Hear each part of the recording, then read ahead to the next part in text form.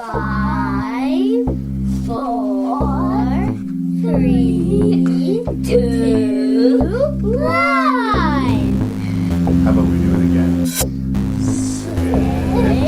7, 4, 3, 2, 1. They got bored. Okay, let's try one more time. Ready?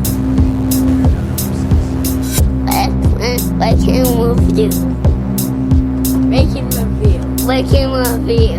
Say 6, 6, 5, 5, 4, 3, 2, 1.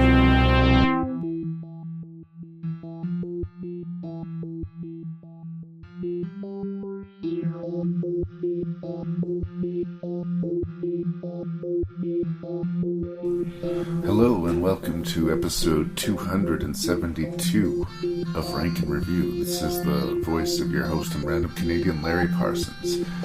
Got a little bit of a head cold, so I sound particularly sexy for this introduction. But legacy, sequels, prequels, and whatnot. It was originally going to be the sort of sequel episode to an episode Lee and I did years ago. This was going to be sequels of 2024, but apparently not all of them happened to be released in 2024, so now they're just sequels, prequels, legacy, whatnot. We're going to figure it out as we go forward. But the unusual thing about this episode is that most of the films are fairly recent, so I'm going to emphasize the spoilers. As usual, we will have coarse language. As usual, we will have spoilers for the 6 films we're discussing, but it's unusual that all of the films be so recent. So, heads up, swears, spoilers. Mr. Lee Beckmann is back on the show, or the Beckmann as he insists on being called. He wants to do as many episodes as he possibly can in any given season. So this episode was pre-recorded ahead of time. So hopefully the world is still spinning as I aim to drop episode 272 of Ranknreview. Please send your feedback to ranknreview@gmail.com. Please check out the website at ranknreview.ca. Please support the show on YouTube. Just throw a like. Let me know your ranks under some of the episodes. I was told to put my podcast on YouTube, and I'm just really looking for some support there. And please, thank you so much for listening to Ranknreview. Tell a friend about the show, and let's get into the world of sequels and prequels and whatnot.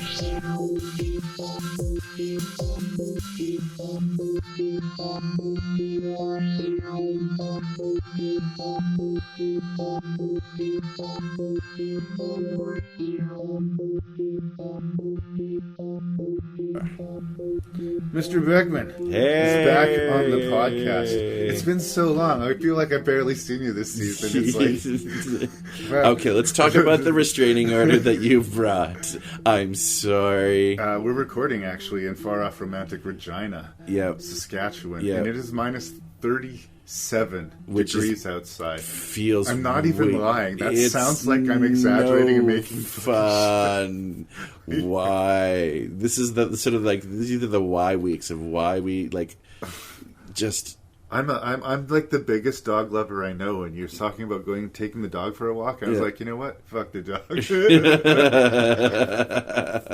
But we're not here to fuck the dog. No. We're here to record a podcast. That's quite the scaffold in there, buddy. I am the Sultan of Segway. Wow.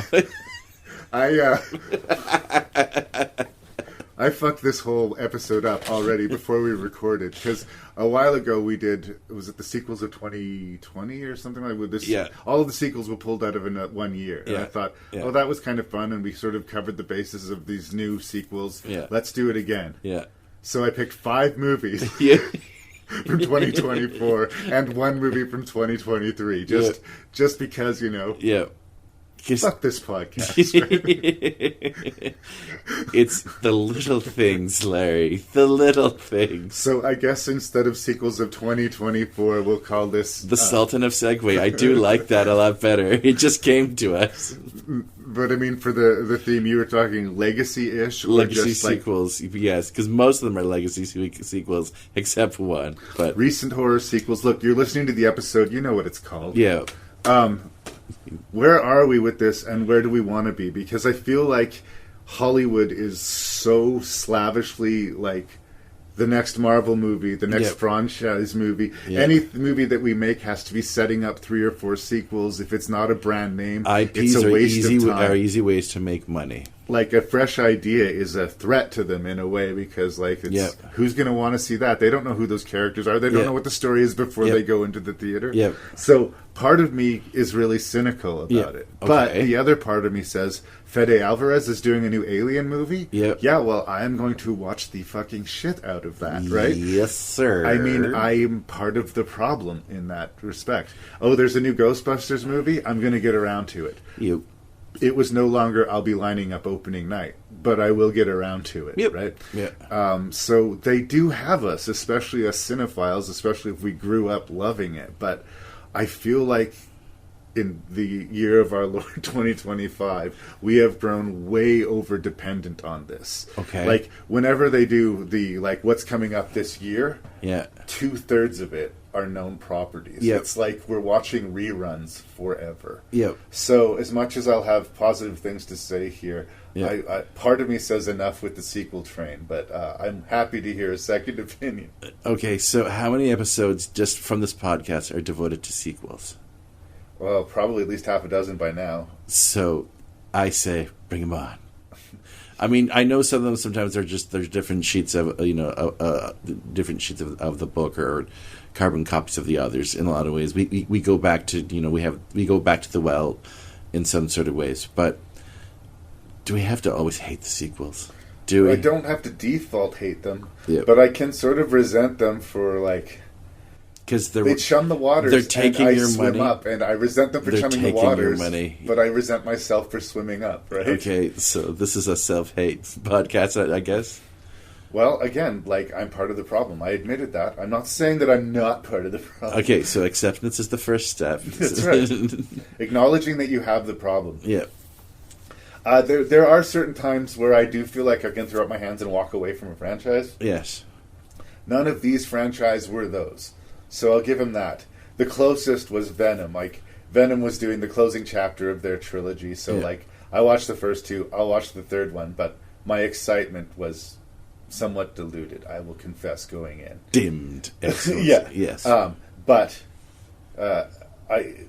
There's a new Exorcist movie. I want to check that out. Yeah, I want to check out Furiosa. Apparently, the rest of the fucking world didn't, but I really wanted to check out Furiosa. Yeah. Does everyone remember how Mad Max Fury Road was this huge deal when it came out? And like, But it wasn't this gigantic financial hit Right. when it first opened. It did all right, but then it picked up steam 6 months later because people started to realize that it was really, really, really, really good.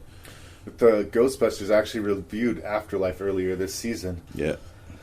I was curious to see where they would go with it. Yeah. Like, are they going to go in their own direction, or are they just Yeah. going to keep fighting new ancient evils? Well, I guess they answered that question for me. Yeah. Right? Yep. But I was curious enough to go and see it. Yeah. So, like, I want to say shame on you, Hollywood, but they work, they make money, and like it's not called show friends. It's called show business. They want to make their money, but I think they should also value creating new franchises. Yeah. Then you can remake the shit out of that. Yep. Like Yep. sequel and remake and prequel that. Like Yep. if they're not, it feels like they're not looking for that new thing. They're just looking to recycle the old, and I guess that's if I. But one of the business models is like how we're going to advertise our product, and it's so easy when you have that familiar name. Yeah. So I mean that is part of the crux of the problem, but you can tell different stories in that genre toolbox and still make it interesting. A la, and spoilers, I'll say like the first Omen as an example. Mm-hmm. But you kind of hit on that point where, like, if it's more of the same and we still pay money, we are part of that We problem. are part of that problem. Yep. And sometimes we're surprised. Like, Yeah. I didn't think anybody wanted a prequel to The Omen 50 years later, almost. Yeah. But, I mean, And I'm not alone on this. It was really way better than I expected it to be, to a surprising. So, like, it can be done. I think the other thing that the branding of, like, the content over character or over the stars, it's sort of hurt the star system. Like, it doesn't matter that you're Chris Hemsworth, you're Thor, right? So if someone else plays Thor, the draw isn't Chris Hemsworth. The draw is Thor. Right. The draw isn't Tony Todd. It's Candyman. And I think that we need to be able to split the difference.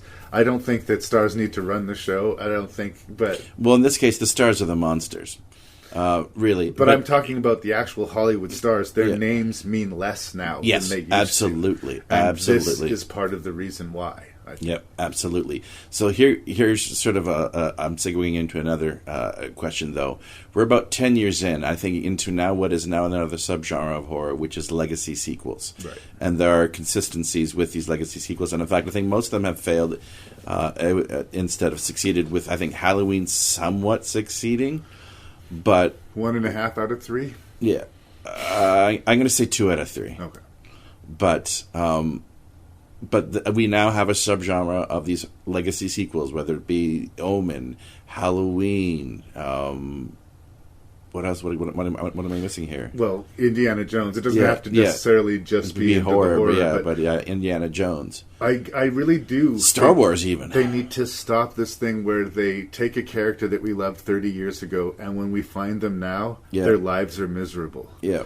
Nobody wants that. Nobody wants to think that Luke Skywalker spent all of these past 30 years miserable, or that Indiana Jones is miserable and alone in a terrible apartment. Like, nobody wants that, but, like, the screenwriter wants to give them a path or a journey to go on, so they need to start at a place of need and go somewhere else. And in order to do that, they take everything that we liked about them and strip that away and give it back to them over a course of a 30 years later sequel that, like, most of the people who want couldn't be bothered for anymore. Like, I wasn't expecting the new Indiana Jones to be a huge hit, but I was kind of shocked at how nobody showed up for it. Like, not as much as they used to. Like, when I was a kid, Indiana Jones was huge. And even the disappointment of the Crystal Skull was huge. Everybody was talking about it. This movie, nobody cared anymore. And I think that is the real risk of a legacy sequel.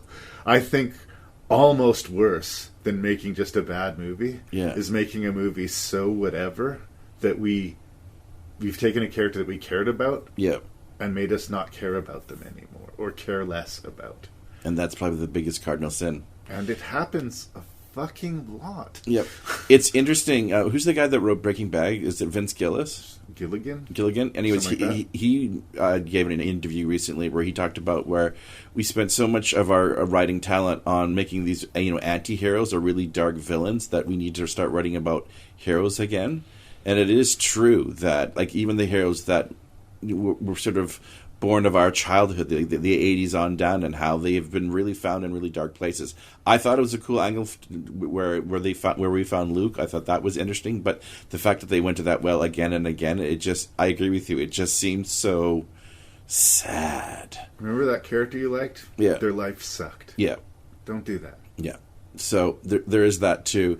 It is nice to taste some of their flavors again, but I agree that for the most part they've sort of missed what made the original so good anyways with the product they've sort of brought to the table, that it just feels like and the fact that they're really doing it for money once again, it's just like it cheapens it somewhat. So Hollywood doesn't do anything that's not for money. I think there's no such thing as the movie this one's from the heart. No, never.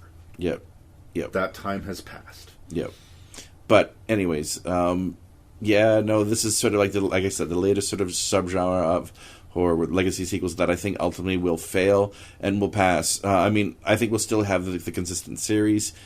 We're getting closer to Friday the 13th, apparently. They're making a TV series, but I digress.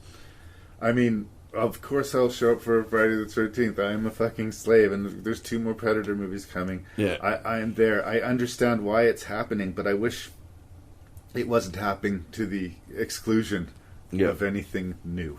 Because that's what it increasingly feels like. Well, there is Says this old man. These kids today. Yeah, but we do have original horror, and it does show up. So let's not be like too. Like, we grew up and, Ghostbusters came out, and then a few months later, fucking Gremlins came out, and then a few months later, The Lost Boys came out. Yep. And, just banger after banger after banger. Yep. We had it better. These kids today, man, I tell you, these kids today, they don't know what they're missing. Tell me about those kids, Larry. Tell me about them. I think we should talk about these 6 sequels that we're here to discuss All right, today. fine. Be that way. We have Alien Romulus. Yep.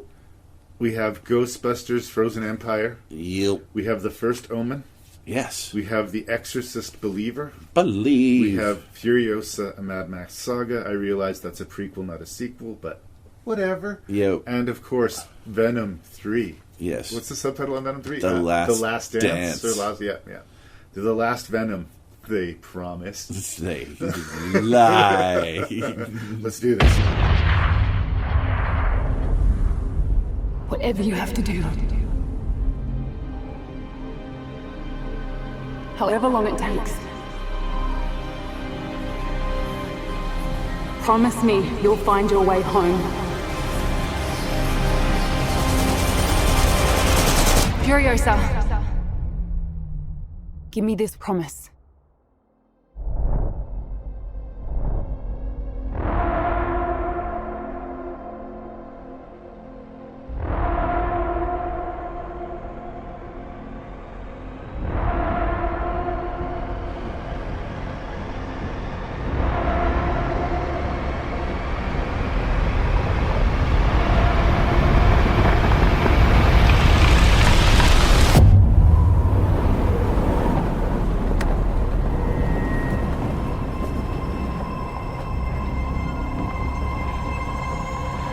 Ladies and gentlemen, start your engines. All right, let's start with an obscure director here. Is it Guillermo Mylar? George Miller. Probably one of the best living filmmakers that we have right now. Yes, that is without question. And, that sounds like overstatement, but, I think that it's just impressive, the range. I think that the fact that the guy who directed The Road Warrior also directed Babe. Happy Feet. Right? Lorenzo's Oil. Yeah. He's known for these Mad Max pictures, but, he's got game. And, I don't know, we were talking about the bewildering sort of financial failure, at least initially, of Furiosa, and how it was kind of confusing. Because at the time, it seemed like Mad Max Fury Road, when it came out, was just ruling it. And I was like, did it really have to be Mad Max in order for people to show up? What was the issue? Well, I think the great thing about Fury Road Yes. is that it's like the cranked up version of Road Warrior. Yes. By far. And I think, if you can call it a problem, because I really like Furiosa, I will start there. Yeah. This is kind of a cranked up version of Thunderdome. I would argue more Mad Max, but okay. But, this is more of a revenge saga in that. But it's showing the world in a bigger way, in a slower way, and it's more like a Western epic than it is a go-for-broke It's action. also an origin story, which Mad Max also as well. We've got basically... These are the stories of two broken heroes. Yeah. But the Samurais. vibe is big. Yes. Right? It's like this epic in scope, wasteland Western. Yes. Sort of what it feels like. Yes. I like the movie a lot. I think Fury Road is significantly better. Yes. I think that the first half of Furiosa is great. Yep. I think the second half of Furiosa is good. It's entertaining wall to wall, especially the first watch. There's a lot of new in the first half. Yep. I really, really connected with Furiosa. But the closer we get to catching up to Fury Road, the less new the film has to offer. Yep. we start seeing characters that we recognize, and Yep. we know that they die in the next movie or the previous movie. So Yeah. the stakes are dropping. Yeah. We're getting closer to when Furiosa is going to betray Immortan Joe. Yeah. And gee, this Chris Hemsworth guy sure wasn't around. Like, that's all things that come in the package of the prequel, I understand. Mm-hmm. But for the first half of the movie, that wasn't there. I was absolutely riveted by her being kidnapped, Yeah. her mother's quest to save her, Yeah. the really frustrating choice she makes to try to save her mother when her mother clearly sacrificed herself to save the child. Like it's just the tragedy compounded on the tragedy and Yeah. the personal guilt that she would play. Like, Yeah. very, very, very well done. Yeah. And then it gets up to sort of the second half, which is the direct preamble to Fury Road. Yeah. And we have places to go. But as far as the rest of this movie is concerned, Mm-hmm. other than her seeing how she gets her vengeance, Mm-hmm. it has nowhere to go. Mm. So I think that first half great, second half good, but that still adds up to a really good time at the movies. There's not really one bad Mad Max movie. No. Like it's another film series where, you know, you're given at least a fairly decent to good action dystopian sci-fi epic kind of Yeah. thing. No, it was always going to be a Herculean task filling up Fury Road because arguably that film is one of the best action films, at least of the last quarter century. It's in the discussion for sure. Yeah, and I'm also happy that it's not that. Like it's something very, very different. He didn't is- repeat himself no. necessarily. No. Yeah, the fact that it's done in chapters or vignettes, it's very episodic in nature, is also a nice pull. I highly recommend seeing this movie. Like, it's meant to see on a big screen. I saw it in the most perfect way, and that was in IMAX. Right. So, especially in the opening shots when it comes swooping down into those sort of Lawrence of Arabia-esque, picturesque not Francesco paintings, but very much. I think like epic westerns. Yeah. Like it's like if they shot The Searchers in the wastelands. Yeah, there's some beautiful shots of sand. Like it's just either the symmetry or just how it's positioned within the frame. Like it's beautiful to look at, and it's a chase scene. So you're watching this motorcycle go along the sand dune, following basically her daughter's captors as they get close to like the homeland. All of that is so well shot and well done. I agree. I think there's a trade-off though. What's that? I think their attention to detail in the background led to them to design deliberately a very oppressive looking environment, and as a result I think that the movie feels more CGI than it actually is. There is CGI in it. There's a lot very more than obvious there's CGI. a lot more than in Fury Road. Yes, Yeah, but it's in those big moments, in those big showy sort of Lord of the Rings moments, Yeah. where you feel it. yeah, Whereas, everything that was happening in Fury Road was so grit and tactile that you were Yeah. just hanging on for the ride. And when you have time to scrutinize the details, Yeah. you can see where that we're watching a cartoon a little bit here. yeah, But again, these are me picking quibbles, right? yeah. Do you believe the press on Anya Taylor-Joy? Apparently, she's contracted to be in every fucking third movie that comes out now, right? Like, The Witch happened, and she's been in thing after thing. I think she and needs to she's find been- more range with her performances. She's been solid in a lot of stuff that I've seen, but Yeah. I've never been wow. I have not seen The Menu. I heard she's very good in that.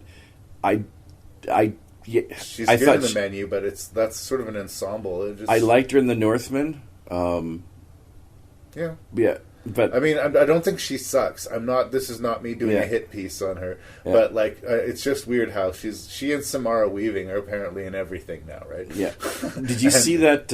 It's straight to streaming X-Men horror film that they tried to release, The New Mutants. Oh gosh, yeah, I did see the. Yeah. She's actually the best part of that sort of vapid mess of a movie. Right. But Again, but she was just the it girl, so she got Yeah. to be in an X-Men yeah, movie. she scows beautifully. She does. I mean, she's got to compete with Charlize Theron, which isn't easy. And like I say, her part of the movie is a less interesting part of Yeah. the movie because we're catching up to what is familiar. We go from new to familiar, and I think that's less satisfying than Yeah, if we. I actually liked Furiosa more when it's like Ayla Brown who plays her, like the whole kid. I think she's just a far more engaging Furiosa, so much so that we don't mind. Like we're almost kind sad of that the older that she gets, Yeah. the less into her I am. Yeah. Let's talk about Chris Hemsworth. Okay. He's given a gift of a role. Not since Thor has he given this much of a juicy role, and he fits in so perfectly in this sort of exploitation beauty wasteland that George Miller provides. I feel like he's the one that's waving the flag, telling everybody, "Fuck in Australia, right? Yeah, right? yeah. Fuck in In Australia." And he does remind me of Chopper Reed, but this all came from Australia, of course. Like the original Mad Max and I everything. love the cast are Australian. His wife is in it as well. But he seems like, a shit-kicking Australian bushman, right? Yeah. Like, he could exist in any period of time. Yeah. As long as there were Australians, there was this bully asshole like Yeah. him sort of kicking around in the woods. And in a weird way, this world is like the best possible outcome for his personality. Yep. And I like that he doesn't feel the need to dress himself up. I mean, he's Chris Hemsworth, but he's not like a Morton Joe where he's dressed like a Masters of the Universe figure, right? He's just a ripped badass dude with a very, beard very unique, chiseled nose and a cruel sense of humor. Yep. Yeah, I'm going to shout out that scene where he shows up to Morton Joe's to negotiate and with the nipple clamps and this torture device to one of Morton Joe's underlings. It's just like, bravo! Just didn't quite see that one coming. Well, and I like that Immortan Joe kind of respects his tenacity, if not his intelligence. Yeah, I also love the fact that, and it's like Dementus, right? It's Lord Dementus. That's the character's name. He clearly knows that he's in over his head the entire time, and he knows it. He knows it, and he thrives there. That's where he exists. Yeah. So he is interesting, and both because of the Australian thing and just because I love that Chopper movie, I did get a bit of a Chopper Reed vibe from him, which I like. Again, another plus. Yeah. No, there's been a lot of noise about Hemsworth in this movie, and I get it. Yeah. I laughed so hard when they showed to Morton Joe's, basically, what is it called again? What is the Citadel place? The Citadel, yes. And he starts beaking off down below, and there's a Morton Joe with the rest of his family up top. Yeah. And Dementus is just chirping away, and I'm just realizing this guy is so out of his depth. He has just no idea dumb. who he's talking to. Dumb. So dumb. And I just laughed at the stupidity of the character. It's just, wow. Wow. Kind of a legit negative for me. Okay. In Fury Road, there's an incredibly ugly moment where a pregnant woman is thrown off of the vehicle, and they have to cut the baby out of her, and the baby doesn't survive, and it's really graphically shown. Yep. And they do the exact same scene with the exact same actor again here. And is it the same actor? I think it is. I'm pretty sure it's the same guy who. I could be wrong. Well, no, the guy who does the surgery. Yes. Yeah, it is the same character. Yeah. It was horrible, and like making a point of the Dark World in the first movie. Yeah. To repeat something that horrible with that level of specificity, I honestly did not like. Okay, fair enough. I get that the whole world is gross and awful, but that was genuinely distasteful. Yeah. Not only did we have to see a graphic baby death, but we already did this. Yeah. Right? No, I would have cut that. And again, it's the exact same fucking scene. Yeah. And again, these things start happening in the second act, or the last act of the movie. Okay. What did you think of Praetorian? Is it Praetorian Joe, the sort of pseudo Mad Max character? Although we do get a cameo of Max himself, if not from behind. I saw him as the plot device that he was. Okay. What's the movie called? Furiosa. That's right. So let's not count on this guy making it to the finish line. Yeah. He be dead. Yeah. But I like how hard how hard it is to earn her trust. But once she gets it, Yeah, she's in it to win it. Yeah, and I think it's not flashy, And I think it's a difficult character because if you're paying attention, you kind of know the role that this guy is playing. Yeah. So I think he does okay, but he certainly gets, I think, outshined by the eccentricities of the more crazy characters. Yep. He's almost too sane for this world. Yep. Yeah. Even yeah. Furiosa herself, she is not well. No. She broken. I think it's really when her mom got murdered in front of her. I think that much pretty, did some permanent damage. I will say this, though. It also has one of the best comeuppances of your antagonist I've seen in recent memory. The fact that... I don't even want to spoil it for the show. It's kind so of good. elaborate death? Like, that's sort of these vengeance movies. Right? Yeah. How epic a kill are they going to make this, right? Yeah. And I do like when a character is defeated. I mean, let's be real. He is killed. But, he's defeated. He's defeated. He's not dead. No, but he's not getting out of where he is. Yeah, and that is the rest of his life. So he's dead. Yes. Right? Yeah. But again, I stand by what I said at the start of the review. The deeper I get into the movie, the less good it is for me. Yeah. But it's still a good movie all the way through. Yep. There's just everything that happens is kind of inevitable. Other prequels are better at getting around this, but this one, once we get to Furiosa and Immortan Joe, it's just a waiting game for. I also did really appreciate the final conversation that Dementis and Furiosa have with each other, where Dementis he's really picked apart by her for the last 20 minutes, 30 minutes of the movie. And even the whole conversation, do you have it in you to make it epic? Well, she certainly does, I think. Yeah. But even just how it's acted and blocked camera wise, it's a very well shot scene of cinematic acting between the two of them. Yeah. Where I don't know, I really appreciated it.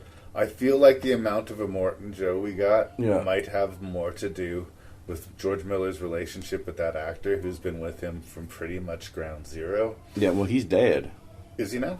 That's not even him in the movie. Oh, okay. It's a different actor. Again, probably to pay honor to it, right? Yeah. Because I think in my screenplay version of this, we would have had less Immortan Joe and more new stuff, right? Yep. But again, this is a thing I do when it's a director that I respect. Yeah. I kind of focus in on some of the stuff that bothers me. Yeah. If I am talking anybody out of watching Furiosa, that's not my intent here. No, fair enough. And there are some holes and problems with the movie, but at the same time, it's really well put together. His film language, his use of sound, and you even use it as markers. The soundtrack, even though it's somebody different this time, I just love movies that are shot in the desert, and that's very much. People have been down with Dune. Yeah. So, what do you think it was? Why weren't people there for this movie? Do you think?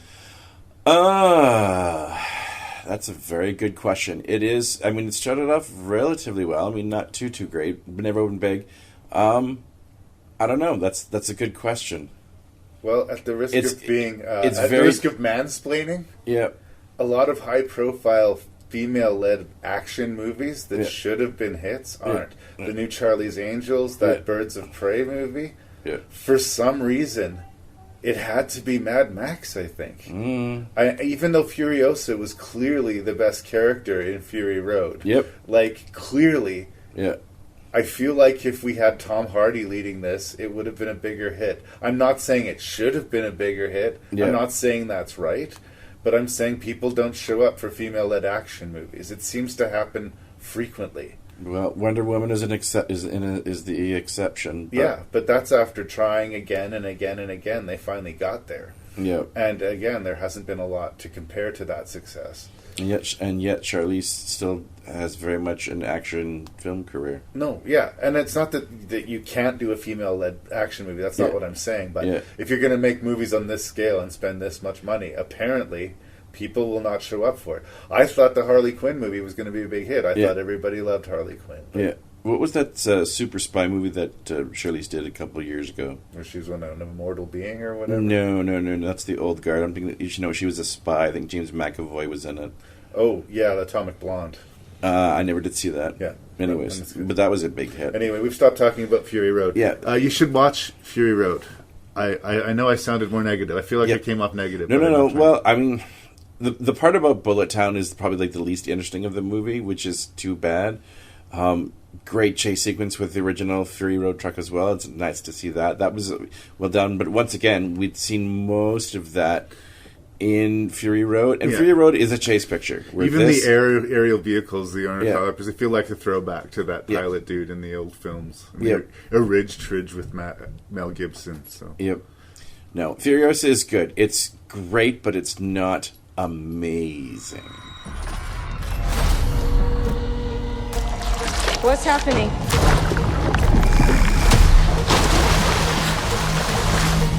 Something in the water. What do you mean there's something in the water? No, there's just something in the fucking water.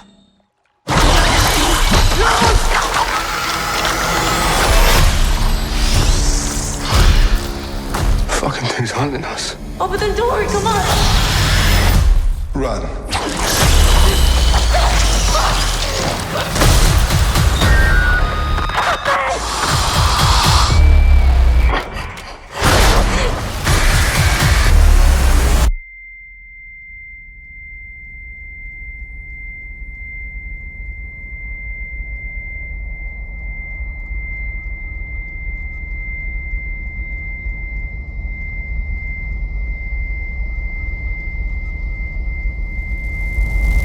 So ever since that whole Evil Dead, was it 2013? Yep. I officially was on board and a fanboy for Fede Alvarez. He had gone 2 for 2 for me, yep. Yeah, and when I heard he was doing Alien, I got hopeful.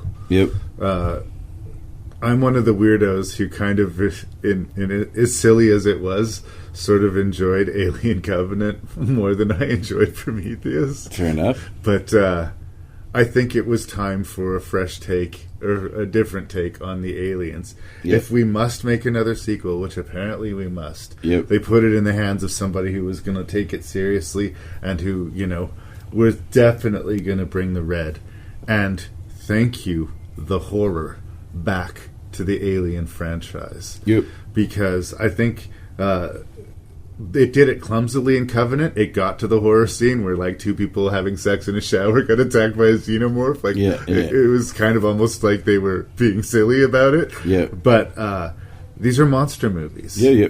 The original Alien is one of the greatest monster movies ever made. Yep. And it's intense and suspenseful Yep. and scary. Yep. And I think in all the world building and the sci-fi machinations of the other sequels, the horror got lost a little bit. And Fede remembered the horror. Yep. And that's incredibly important. The movie's set with a bunch of characters who want to get the hell off of this mining colony, and it's a very believable world in that the corporate entity that runs everything is screwing them over and basically stranding them. Yep. Good old Wayland, Utah. Yeah, but like both their life is being wasted and like their contract being denied. No, sorry, Lee was going to pee on the floor. I had to him. It's a problem. Did you have to? And now. Okay. So they're being terribly mistreated, and they want to get the hell off of this. And in this orbiting ship, what they think, they see a way to get access to sleep pods and a way out. Gone is a lot of the social science fiction that, some people said bogged down Covenant and Prometheus, so... And they're back to these working class, struggling, stick-to-the-man characters. We can... by Space them miners. wanting to get the hell out of there, we can hate the company on their behalf, and we can cheer for them. But we also know not to get too attached to anybody because this is not, a kid-friendly motion picture, let's say. Yes. So, believe it or not, the company managed to get the corpse of the alien, or the frozen alien that was exploded out of the original ship, and they've been conducting experiments on this thing, and it went sideways, surprise, surprise. And it's in this sort of failing orbit where it's going to get consumed in the belt, in this planetary belt. Really great sequence when that happens, too. So we have a ticking clock. They have to get out of there by a certain time. what's in there. And once they start getting affected and the group's loyalties start getting split up, Yeah. what are they going to do to survive? It almost entirely works for me. Once again, as I said in Fury Road, there's some issues I have with the third act that we're going to have to get into. Yeah. But these issues are not so big for me to not confidently say that this is easily the best Alien movie since Aliens. Yes. So I'm starting off a big fan. Don't you pee on that floor, Lee. I know you're thinking about it. I'm trying. I'm trying to hold it. Sorry, you were saying Alien? Yeah, no, it's I think by far the best sequel yet since Aliens. I hardly agree. It starts off very, very strong, and it's basically the story template of Don't Breathe, which I don't mind. Once again, he's made a heist haunted house movie, and he's done it before very well. Yeah, and I think every single time, and this once again comes back to the whole legacy sequel horror template. Every single time it references one of the Alien movies, and it does reference all of them. Yeah. Both the good and the bad ones. Yeah, even Prometheus gets a nudge. Yeah, and Covenant as well.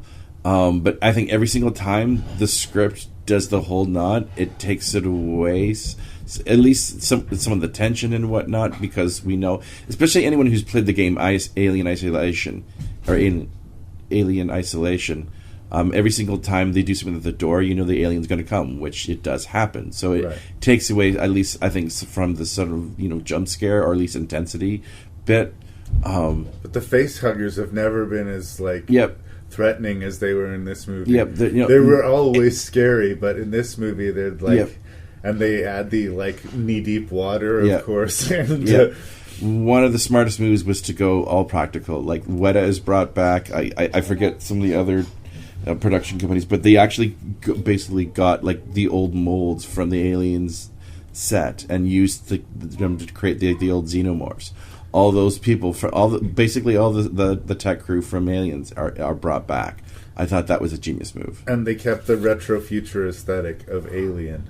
The screens look old, and everybody still smokes cigarettes for whatever reason in this world, and they're just loyal to the vibe of the first movie to a really great way. Legacy FX and Studio Gillis, those are the other production companies I just wanted to shout out.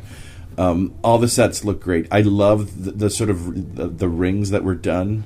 Basically with the station crashes into at the end, that looked gorgeous to me. The special effects in this movie were nominated for an Oscar, and very deservedly so, I'm going to say. Yes. So much so that any single time that the CGI is shown, the juxtaposition is so off-putting, which makes it, once again, really sad that they had to go and use that whole Ian Holm character as Rook, spoilers, and they just didn't have to.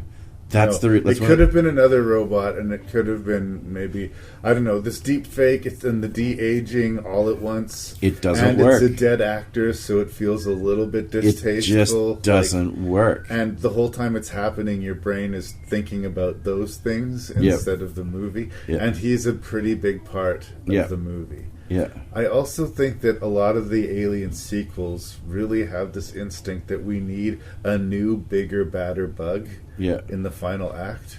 You don't need to. You don't need... The aliens are bug enough. Yeah. The Queen Alien are bug enough. Yeah. They have a really good lore. They have a really good reproductive system that involves impregnating us. Yeah, yeah, and yeah.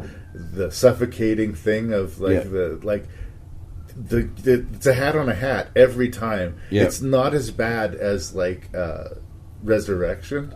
Yeah, that was a particularly egregious third act monster, but it's not great to me. Yeah, it just happens too quick and it doesn't feel earned. Yeah, I also said, we talked about this before we hit record.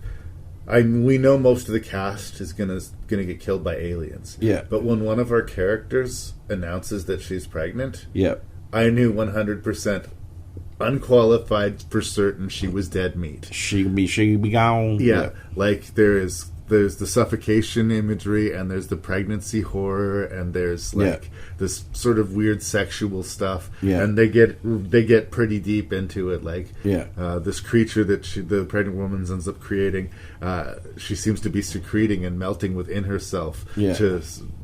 She's designed to give birth and then be its first meal. And it is gross, and it is absolutely in keeping with the vibe of Alien. But I think if I'm making an Alien movie, I think the aliens are enough. I think that's a lesson the franchise needs to learn. The way Jurassic Park needs to learn to get the kids the fuck out of there, Alien needs to learn we have our bug. There are things they can do, actually, that I think that can make it an effective horror film within the Alien universe that at least provides something different. There is, at the 40th anniversary of Alien, they decided they did a call out 20th Century Fox to a whole bunch of young independent filmmakers to come up and make like sort of 10, 12-minute shorts. Like any sort of kind of like anthology, some of the short stories are stronger than others. There's one called Alone that's, it's kind of like this buddy relationship between, or almost romantic relationship that's obviously not consummated, between a synthetic and a face hugger, and eventually like the synthetic ends up helping trap a human that comes a calling just to help with the face hugger. It's a 12-minute short, but it's really, really creepy and could be an effective horror movie. That's one of the things I'm worried about going forward with this, is that if they keep on doing the whole haunted house in space, eventually it's going to get less and less scary for the aliens. I think that point has already passed, brother. They have been repeating themselves, and we keep showing up for it, and we will continue to. Like how they mix it up, I mean, I appreciate it. And that's why I say this instinct to give us a new, bigger bug. I understand why it happens, but it has never worked for me. I am very happy with the aliens as they exist. And like, I do think that it's good that they played up the cyborg angle, or the android angle, I guess, because that's always a wild card in these movies. Who is this guy? Is the character's name, and Rain is obviously Kaylee Spaney. So they basically brother and sister. He's an android who has been specifically programmed to look after her, and all they have is each other. And he gets fucked with by the Ian Holm robot, and we're always not sure if we can trust what this guy is going for. And that was really, really well done. Because that is another thing that I think they should pursue in the aliens, like the Michael Fassbender and robot David, exploration. That was some of the most interesting stuff that they did in those movies. So I think that angle was really well handled, and I ended up really liking both of our leads and really cheering for them.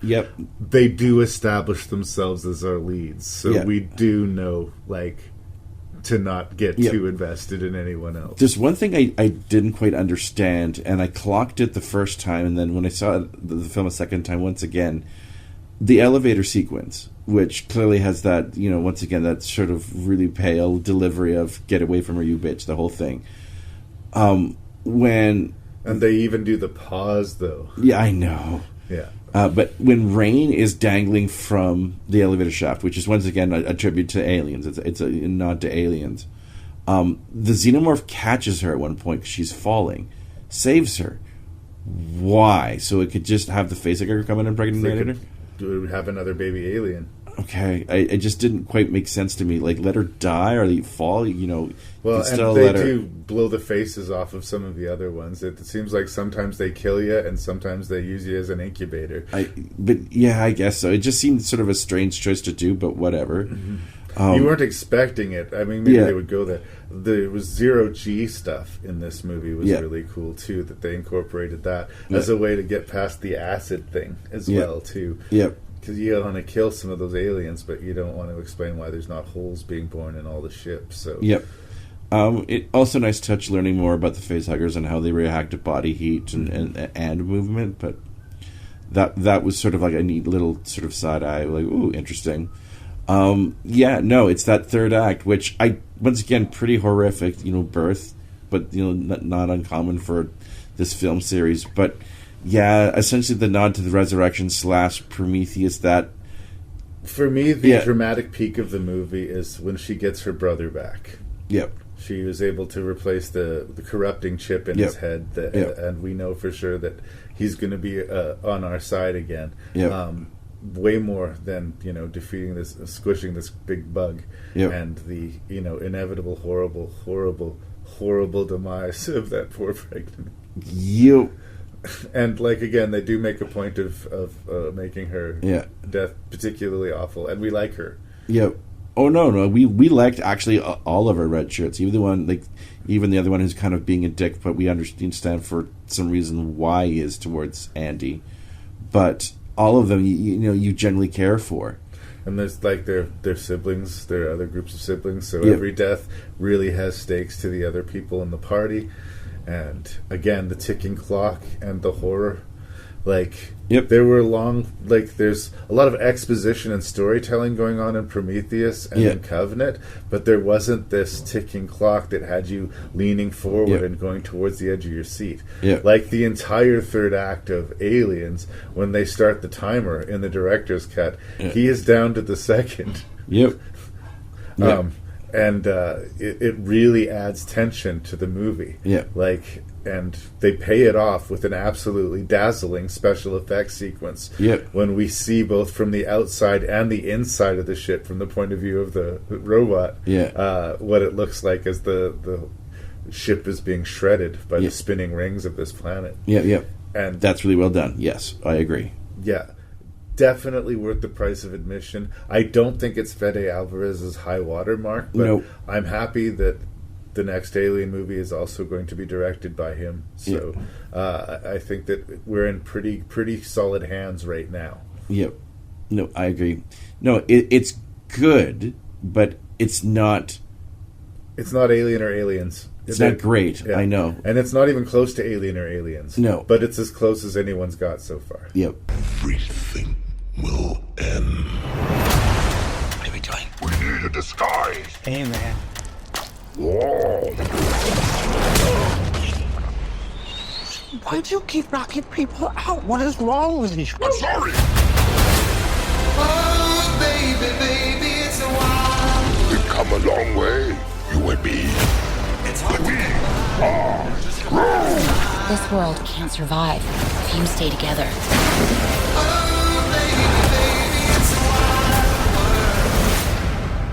But I need him.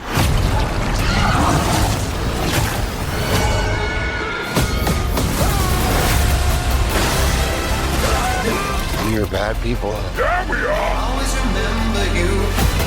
There comes a time in every man's life where you have to make a sacrifice. Eddie, I'm with you to the end.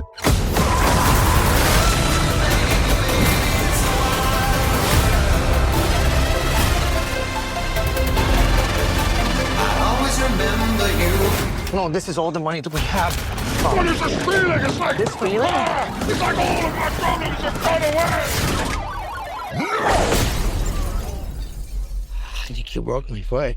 Eddie, I need more money. So, I don't know about this Venom trilogy. You and your wife actually were nice enough to take me and my wife to see Venom in the theater once upon a time. The very first one. And I remember walking out of there going,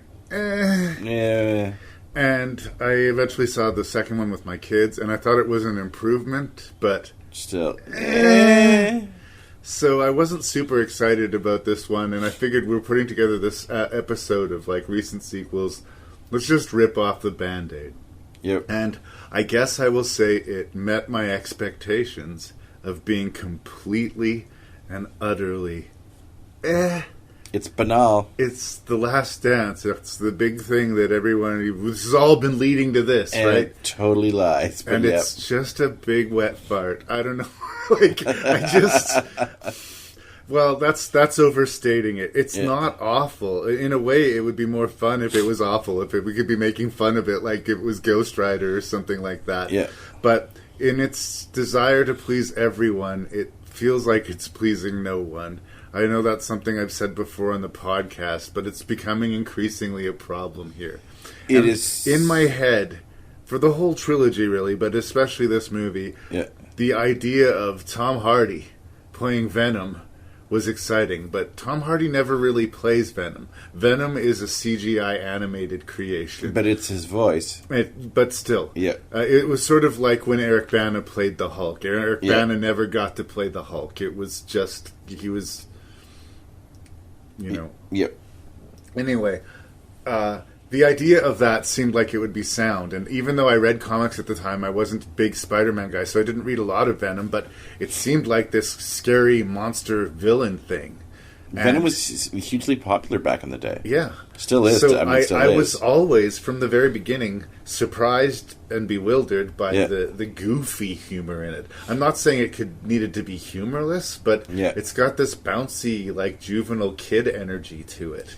And this is through all of the movies, but in this movie, which we have these rising states, these interdimensional creatures, are emissaries of this great evil, which we never really see. And they need to catch Venom when he's joined full with Eddie, and that will be the key to unlocking this great evil. So in order to save the universe, the connection between the two of them, the codex, thank you, that's the word I was looking for, which is the connection between the two of them, needs to be broken, and by that plot point, one of the two of them needs to die by the end of the movie, and none of us think it's going to be Tom Hardy, at any point.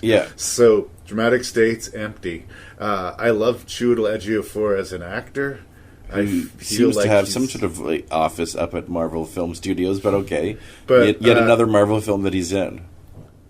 He just seems like he's an interchangeable role. I feel like I've seen him play this role before. Actually, he's also in the DC movies as well. But yes, anyways.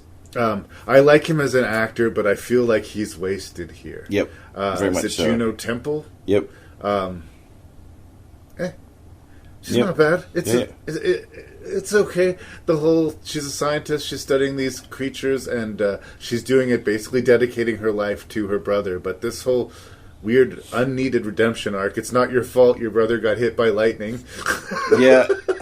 So strange. It's such a strange death. And the whole movie is just bouncing from one scene to another that doesn't seem like they all belong in the same movie. Yep. I will say this, I watched it all the way through, and it held my attention. It's not loudly awful, but it's tonally all over the place. And I have to say, Lee, at the end, when they did this, clip show montage of all the bonding times that we spent over these last three movies between Eddie and Venom, I was cackling spitefully at the movie. That's why I say wet fart.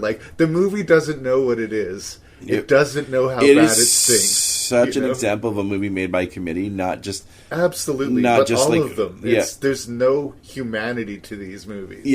I think the studio thought what people sat in the seats for was sort of the comedic banter back and forth between Eddie Brock and Venom, and that's so not it. I don't think that's what we were there for. I don't know what a good Venom movie is, though. That's the sad thing, is that because we've now had 4 cracks at it, and they all are middling to terrible.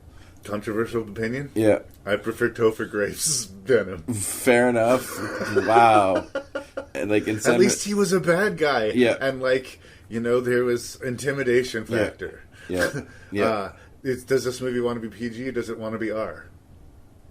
Both. Yeah. Yep. And it's not really successful. It's successful at being grimly ugly. People's heads get bitten off, and somehow that's okay in a PG movie. Yeah. And then there's a song and dance number in Vegas. The world is at stake. Literally, every world is at stake. Okay. All they have to do is not join, and Venom just has to do it so he can dance with this lady. With Mrs. Chen, yep.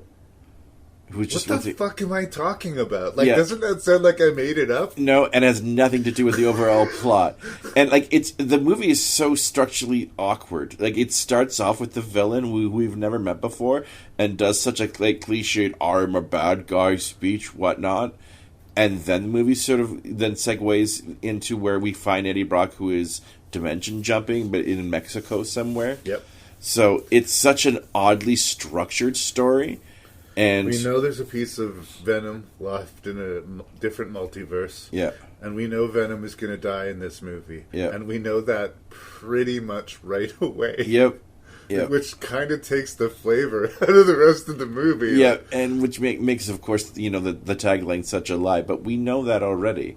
We know that they're setting up for Venom to meet up with Tom Holland, Spider-Man, at some point, and that even like the main bad guy that was introduced in this movie will be a sort of a bigger batter, not quite Thanos, but along the way of that sort of that ilk. Venom will fight Spider-Man, but not in a Venom movie. And I have to say, I just don't give a fuck. Yeah. But anything to do that's outside of the whole comic book Area 54 storyline is so grating. Like, him going to Vegas and knocking out that guy, the guy who's, public urinating, Mrs. Chen, the family in the sort of hippie... I was going to talk about the family. Okay. I want to give some points to Rise Ifans. Yep.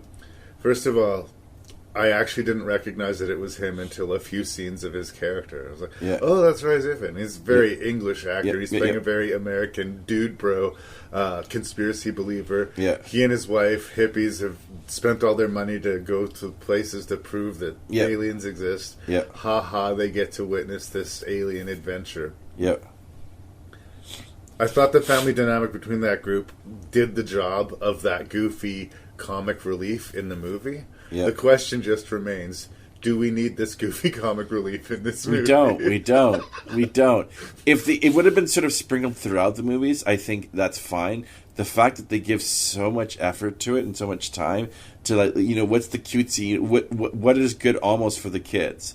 Venom, The Last Dance, in a lot of ways, sort of like that perfect 13-year-old boy movie where at 13 years old, it's probably amazing, but when you see it at older, you go, holy crap, this is Masters of the Universe bad. Yeah. So, it's nauseating. I would say Let There Be Carnage is the best of the three, but it's pretty mid. Yeah. And I'm just surprised at how, low effort this felt. Yep. Somehow, I don't know. Was there anybody passionate about making this movie? Well, the director's a first-time director. Yeah. It's sort of a creative partner with Tom Hardy. He was involved in a writing capacity from the beginning. No, it's his baby. This whole series. What's really frustrating is, like I said, I don't know what a good Venom movie is, but this is clearly not it. And they've had now 4 cracks, and I'm just like... I feel like I'm not a good enough Venom fan from the books to know what would be like a true Venom movie, but I think if this was the true Venom movie, Venom equals lame. Yep. If they would have treated him like a monster movie, I think it would have been far more effective. Thank you. And it's not that hard, so... Treat it like a horror movie instead of a comedy. Yep. Step 1. Yes. It doesn't have to be a grisly, macabre, the kids are too scared to watch it horror movie. Yeah. But god damn it, dare I say it, closer to Blade. Your anti-hero likes to bite the heads off people to eat. That's pretty horrifying. There's a weird balance, and I understand that it's not easy to do getting these comic book things right. Yeah. Guillermo del Toro did it really well with Hellboy, where it's just absolutely ridiculous, but you buy in right away, and you take the ride. Yeah. And maybe it's me, but I've never been able to do it with the Venom movies. But I think they finished with the weakest film. Yes. I really hands do. Down. And that's unfortunate. Yeah. No. It's not fun. And it's sad to say, like I said, after 4 attempts, maybe stop. Venom just how did it not translate well to the screen? How? How? Oscar-nominated actress and the woman who was in Game of Thrones, I can't remember the name, she gets to turn into that cool lady Venom creature. Yeah. Her entire personality is that her mom gave her a Christmas pendant. Yep. The fuck is that? Yeah, just so weird. Try harder. Yeah. Or if we're going to get this variety in the Venom creatures, why not give us some variety in the Nullverse creatures? Yeah. It's just the same creature again and again and again. Yeah. Maybe if there was a little variety or something that came out that made us go, oh, shit. Yeah. That never happens. Once we see that these ones are beatable, they become stormtroopers, essentially. Yeah. And I know that they had plans to go forward with the whole Null thing or whatever, but I seriously couldn't believe we went through the whole movie and never really even saw the face of the established main protagonist. I know. Fuck you. This is supposed to be the end of your franchise, and you still feel obligated to set shit up? And he gets an end off. credit stinger where he just cackles, and you're just like, no, try harder. No. Try harder. Shame on everybody involved, including Tom Hardy. I'm sorry. Try harder. I agree. You made baby Jesus cry.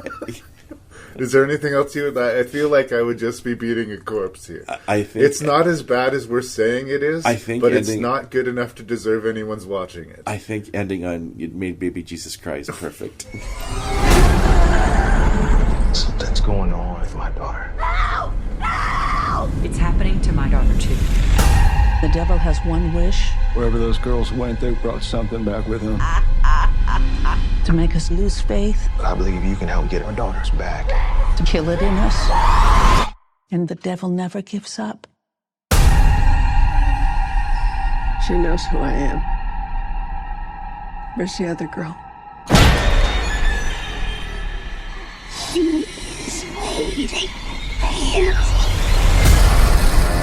What you're doing here is dangerous. People have died on both sides of possession. Come home, baby. Come back to us, okay? If you don't make it, I don't make it. Mama! What is it, baby? I can't get you. Baby, I'm right here. I don't want to go to hell. God played that trick on There are 2 heartbeats. Is it working? They're beating in sync. Be strong. What did you do? One girl lives, one girl dies. You get to choose. All right. Exorcist Believer. Yep. You and I took a pretty hot, wet shit on Halloween Ends. That's one way of putting it, yes. I believe I kind of lost my temper with it.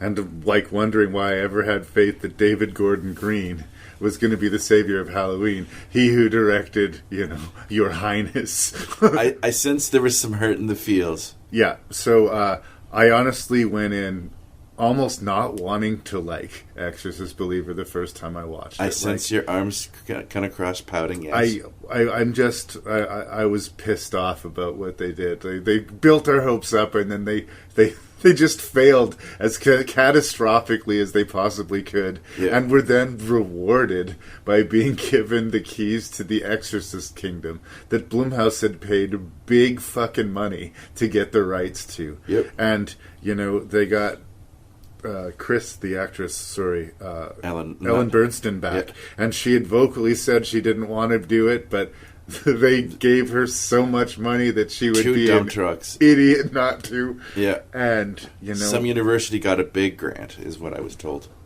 Why this guy, and again, why does it have to be an Exorcist movie? Like, make a possession movie about 2 little girls that go into the woods and this happens to them, but do not burden your production with having to compete with one of the greatest horror movies, and maybe one of the greatest movies ever made. It like the cards were stacked so hard against him. And again, I watched it arms folded, and the standing critique that I will stand by, even from my first sort of obstinate viewing, was that the movie just isn't scary. I have no interest in an Exorcist movie that isn't scary, and I didn't find this movie particularly scary. But when I revisited it for the podcast, I did find that there was more to appreciate in the movie, and I did allow myself to access it more. It's not a catastrophe, but it just shouldn't exist, and that haunts the entire proceedings. And I was leaning into it and wanting to be wrong about it until the Chris McNeil character is brought back into the movie. And then what was rickety entirely derails, and I don't think ever recovers. If you like the pastiche and the vibe of the original Exorcist, it's here. If you want to see, head turning and dripping, gross physical transformations, all of that stuff that we have seen before is absolutely here as well. Yeah. The big twist, the big mix-up is that we have two little girls who are being possessed at the same time, and thus two families that are being victimized and torn apart about it. Watching it again, I appreciated it more, and I connected more in my inner Papa Bear at how upset I would be if something this fucking horrifying was happening to my kid. Yeah. To the point that I was starting to get frustrated with our main character, that I felt like he was a little bit underreacting to the situation. Yeah. He gets there by the time the exorcism happens, but the other family is fucking either catatonic or half crazed. The juxtaposition between his more subdued performance to the other parents is interesting. And the demon accuses him basically towards the end of being indifferent to his daughter's fate. Yeah. And I don't think that the character is, but I think you could read it that way if you chose to. And I don't think that helps the screenplay. I think we want to be 100% on board with this guy and terrified for him and terrified for his daughter and really respect the community that forms around him just to help him. And like... all of that was present in a much better way in the original movie. There's nothing here that happened that sort of justified this movie's existence for me. So, it's competently made. As much as I'd love to sit here and shit talk David Gordon Green for, you know, how much he fucked up another horror franchise, I don't think it is the unmitigated failure that Halloween Ends was, but... it's clearly not good enough. And I think they knew it when they released it to the public. Somewhere, I think, out there, probably in the studio somewhere, is a 2.5-hour version of this that I'm sure is decent. Better than we get, because part of the problem with the screenplay is, like, once again, who's the exorcist of the movie? Who is it? I think the main exorcist, character-driven, is the nurse that lives next door for us. Because she's the one we're allowed to get to know the most. And I think though somewhere... she says herself she's not an exorcist. I think somewhere, you know, part of her character was probably put on the cutting room floor. Same with the family. The fact that we've got two girls possessed, all of a sudden we've got two family units that we have to get to know of. And this movie is barely over 90 minutes. It's 102 minutes, but it's also in a big hurry. Like, it doesn't have to be epic. It doesn't have to be 2.5 hours. But you can calm down, and you can tell the story. And you can let us sit in the uncomfortable emotional stakes of these people watching their daughters rot into something horrendous in front of them. It is really about the people more than the actual ceremony itself. Not that the ceremony isn't interesting, but really, like, the original is about really those two priests. Regan is very much a supporting character. The mom isn't one of the main characters, but I'd say the three of them, it's about her journey, Father Marin's journey, and Father Karras' journey, who all really, 2 out of 3, they are destroyed by the end of this. We start connecting heavily with the first father, the main dude, and then once Chris gets introduced back, the movie stops and dedicates itself to her for about 15 minutes. And then it sort of snaps back to, oh, right, it's called The Exorcist, let's have the exorcism.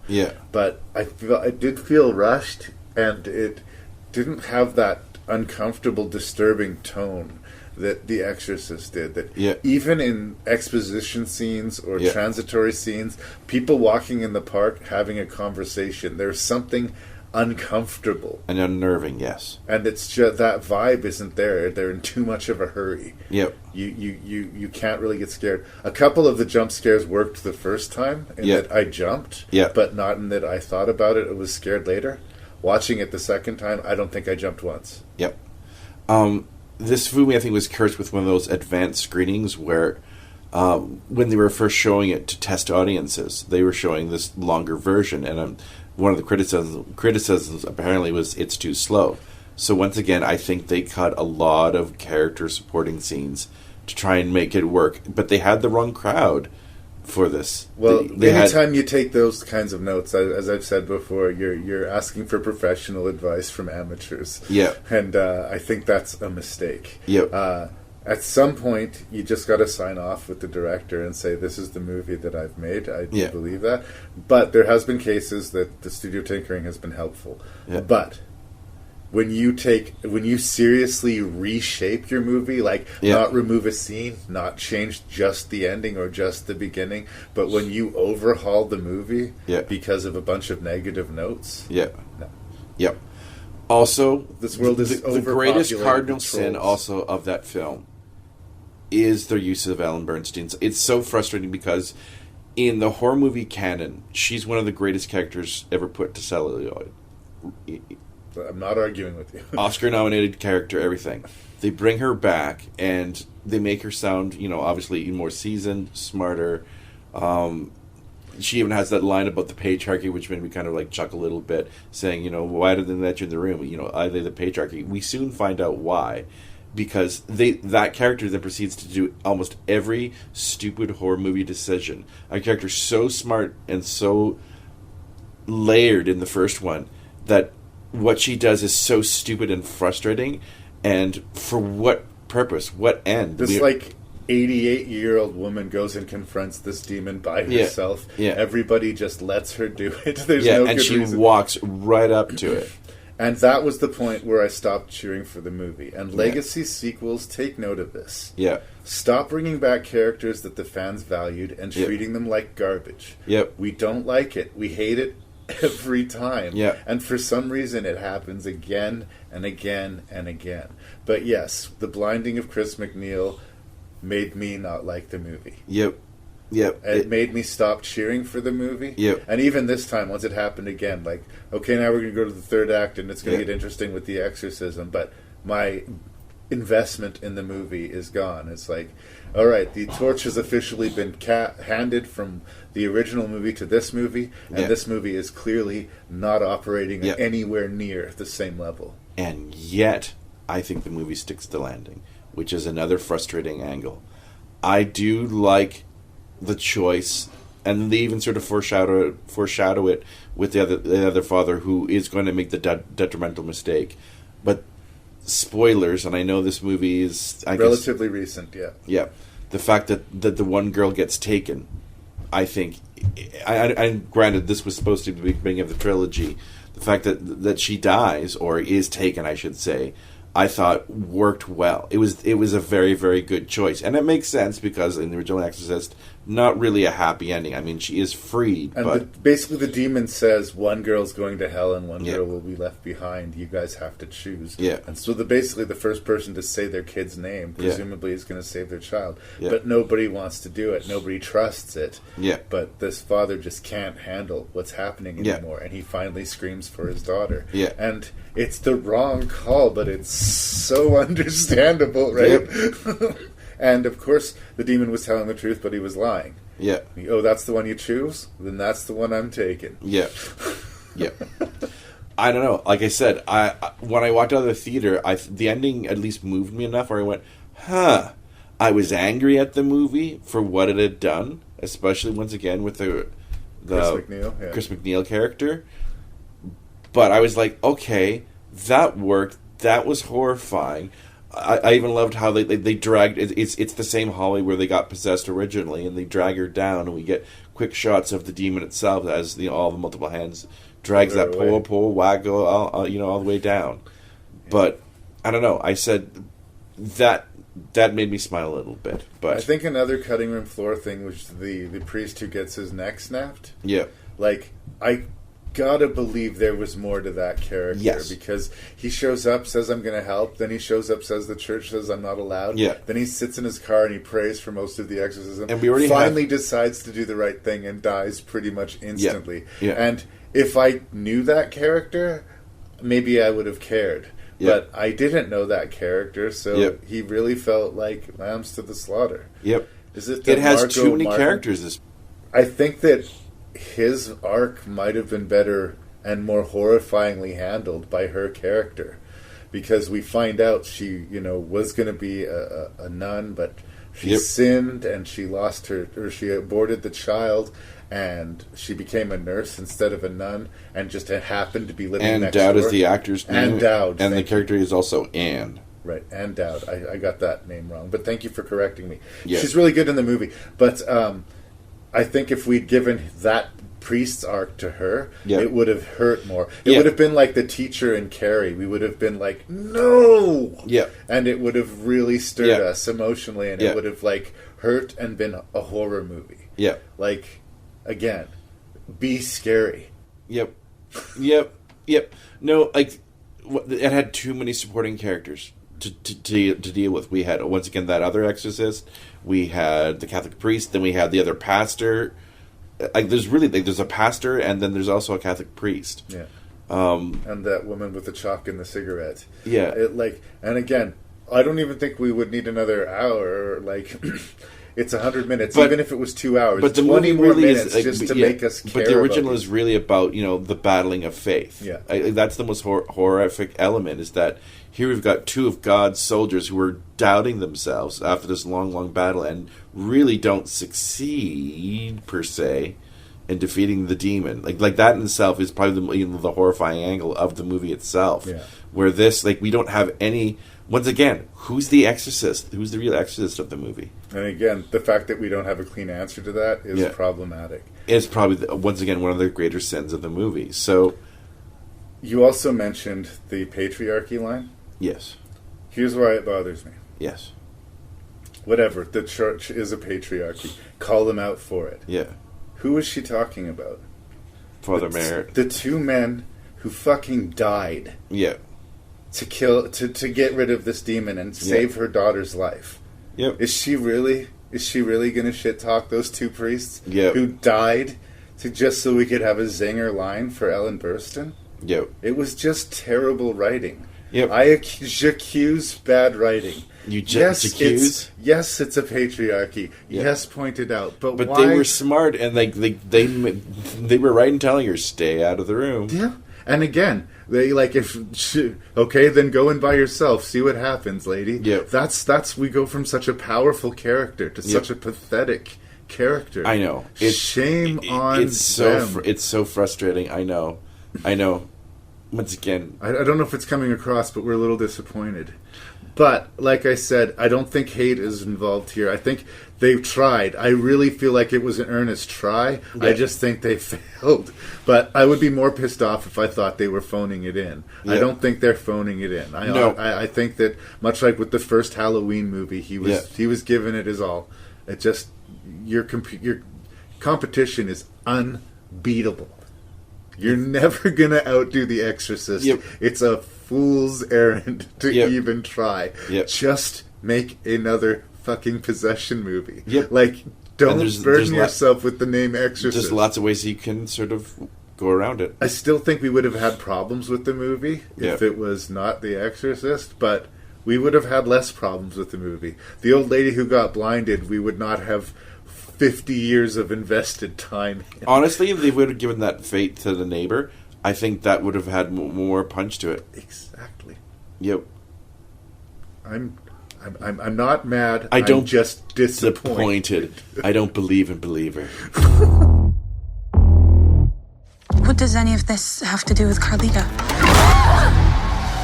This church has maintained power for thousands of years. Lady will stop at nothing to keep it that way.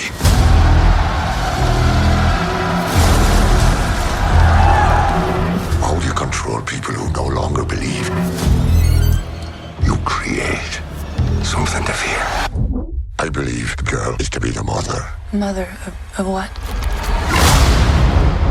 It's the mark of the devil.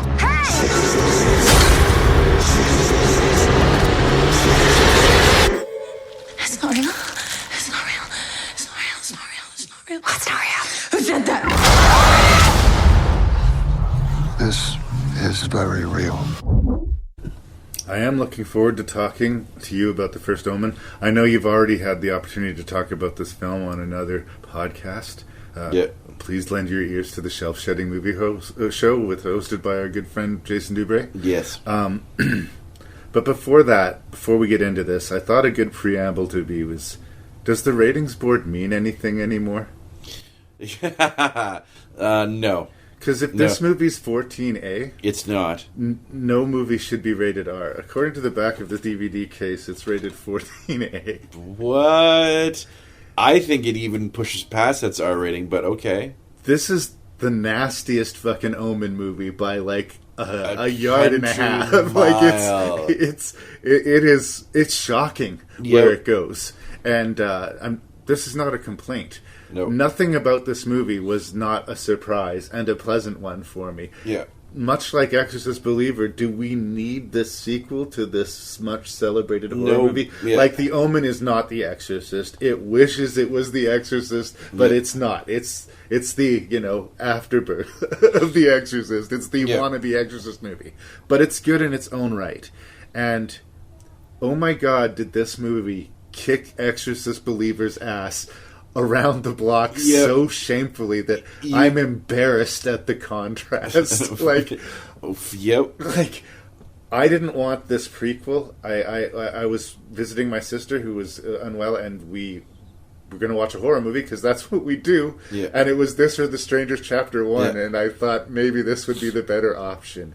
And I was shocked at how good it was. Yep. Like, this actually justifies, in a weird way, the prequel thing. A lot of times I feel like, do we really want the prequel? We think we want the prequel, but do we really want the prequel? Yeah. I would argue that the film gets weaker every single time it references the original Omen. Everything else is so well done that, whether we get this, once again, the pseudo, it's all for you, Damien, scene. But the stakes don't die for me the deeper into the movie we go. I know. Yeah, like, one of two things are going to happen at the end of this movie. Yeah. She was going to be the mother of Damien, yeah. or she was going to be the failed first try, and the next lady was going to be the mother of Damien. Yeah. But either way, it didn't look like it was going to end well, and we had to wonder, who are we going to trust? Yeah. But the visions that this woman has, the violence that she has borne witness to, yes, a very overt reference to the original movie, Suicide of a Nun, that happens in front of a group of people. Well, there's lots, but they upped the stakes to it, though. Like, they made it somehow a little bit bigger in that sequel way, I guess. I keep saying sequel. I realize it's a prequel. Everyone knows what I mean. Yep. But right away, like, I felt comfortable with the movie. There's a sort of credit sequence between Charles Dance and this other priest who's going to be a major player in the story going on. And we know, just because this is that opening moment and it's Charles Dance and he's not been advertised in the movie, that something's going to go down. And something does go down. But it's way better and way creepier. The other actor's name is Ralph Ennison, but yes. He was in The Witch, yeah. But it ends up being way better and way creepier than you anticipated. Yes. So you might be ahead of this movie, and you might be right that you're ahead of this movie, but it will always find a way to trigger you and to shock you. Yeah. Like, I'm glad for a lot of reasons that I'm not a woman, but I'm glad that I don't have pregnancy anxiety or issues like that. Yeah. And I would say, if this kind of thing is a trigger for you, safely skip this movie. No. Yeah. If you've got issues with pregnancy, avoid this movie like the plague. Brutal birth sequence, including like cutting open the placenta and letting the baby out of the sac within, and like grisly, a hand comes out of a vagina. Yeah. At one point, I was going like, wow, they went there, and it's not a quick cut. Like, it's as graphic as a birth scene. Yeah, like, and I'm just like, this is an R-rated movie? How? And again, I have no answer for you. Let's just say, like, the ratings board is just fucked. Yeah. But I thank you, I guess. I wouldn't want it to be banned or anything like that. And even though it's completely ripped off from that 1981 movie Possessor, I think it's called, that sort of East German horror movie. The little tantrum thing that happens. Once again, like, it's well choreographed and well done, and it's icky. And if you're going to make a reference, make a cool reference like that. Yeah. Make not a super obvious one. This actually is her first full-length feature film. I think Arkasha Stevenson is her name. I'm going to get this correct. Yeah, Arkasha Stevenson is her name. She used to be a photojournalist for the Los Angeles Times, went to film school, and then, made a short film about the transgender movement, and then landed this gig. Yeah. I mean, I'm sure she's got other things under her belt before she landed it, but she understands film language so well, especially with pacing, and also just shot selection and how to use the set, how to use the frame. You're like, there's like, this movie is very hypnotic in its presentation in a lot of ways. Like, it just grinds at you and grinds at you and grinds at you, and you feel more and more upset and paranoid as the film goes along. Like, you are feeling uneasy really from the get-go. Yeah. But there's these long shots of the set that look like a Francesco painting. Like, it's beautiful to look at. And your eyes move around the frame, and it distracts you. Even though, and it's that one jump scare that's used so well with the nun's outfit, and then the drapes block it right away. And people who've seen the movie know what you're talking about. Everyone else will have no idea. Anyways, but it's worth seeing the movie. It's so to well find choreographed, and it's so well put together. I can't believe that this is the first time full length feature filmmaker. I also think she knows how to work your trust. Yep. Like, she knows, like, what the audience wants to see and how to break their trust. We know that this woman is going to be manipulated from the second she steps foot in the school. So we're looking around. Who do we trust? Who do we trust? The first night she goes out with, I want to believe that girl that's hanging out with her. Yeah. Like, I want to trust her, and I kind of did the first time I watched the movie, and she is dead not dead, but she's screwed from that very first night. Oh yeah. And that's like the first person that she meets and trusts, and it's not the last person that doesn't have her best interests at heart. And I just thought it was handled so well, because I was actively looking for these sinister people, or for the mislead. Like, is this too obvious? Do we just think this woman is evil, but it turns out she's just too strict. She's too reticent in her faith, But no, I felt played. Confidently played. Yeah. And it's been so long since a movie's done that for me. Like talk about a good possessor movie. We were wanting so much from The Exorcist, and up this movie comes. Let's talk about Nell Tiger Free, which has to be one of the better names of an actor I'd heard of in a long time. That movie doesn't work without her. She is so good in this movie. Yeah, the whole cast is uniformly as good, but what is being asked of her, physically, and I know she didn't really get pregnant or anything like that, but the ordeal that she's put through and the emotional her character tour, arc is quite impressive. Anybody good that she meets pretty much dies in front of her, and anybody bad that she meets gets their will done to her. But we talked about in Furiosa how it got less and less new the deeper we got into it. This movie kind of cleverly subverted that. We think we know where this is going, but then there's two babies, not one. And then there's the escape, and then we see that jackal creature in the fire, which I assume is the reference to the bones that are buried with the baby that we see in the original Omen movie. So I feel like tracked enough to give me a passing grade that I will buy that change. And it stopped everything dead in its tracks. I just thought basically she was going to give birth to the Antichrist. She would probably instantly be killed afterwards, and the movie would end with the baby being handed to the main character of the Omen. That's just what we expected. That's just how prequels work. And this movie chose not to do that.